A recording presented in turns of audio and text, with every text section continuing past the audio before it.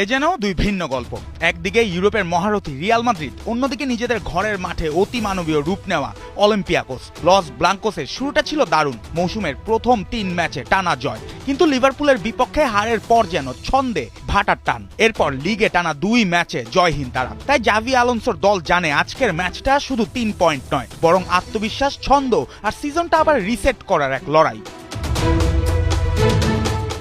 অন্যদিকে নিজেদের ঘরের মাঠে রীতিমতো দানব রূপে অলিম্পিয়াকোস। টানা লিগ জয়, আগের ম্যাচে শেষ মুহূর্তে জয় হাতছাড়া হলেও দলটির আত্মবিশ্বাস আকাশচুম্বী।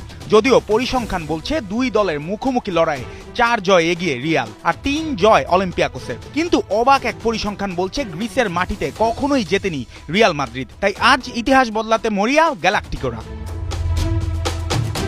রাতের আরেক ম্যাচে আর্সেনাল তাদের হোম গ্রাউন্ডে মুখোমুখি হবে বায়ার্ন মিউনিখের।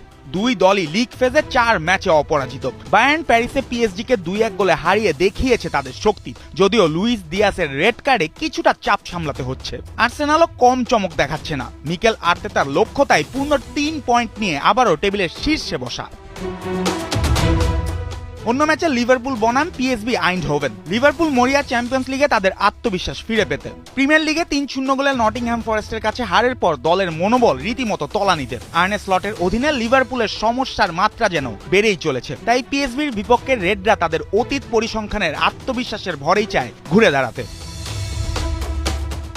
এদিকে প্যারিসে আজ রাতে মুখোমুখি হচ্ছে ফরাসি জায়ান্ট পিএসজি এবং লন্ডনের টটেনহ্যাম। পিএসজির চ্যাম্পিয়ন্স লিগে নিখুঁত শুরু শেষ হয়েছে বায়ার্নের কাছে হেরে, তবে লিগে তাদের শীর্ষ অবস্থান এখনো অক্ষুণ্ণ। টটেনহ্যামও ইউরোপে অপরাজিত, তবে প্রিমিয়ার লিগে আর্সেনালের কাছে 4-1 গোলে হার তাদের আত্মবিশ্বাসে ধাক্কা দিয়েছে। আজকের ম্যাচে পিএসজি জিতলে ফিরবে টপ 4-এ, আর টটেনহ্যামের লক্ষ্য অপরাজিত থাকার ধারাকে বজায় রাখা।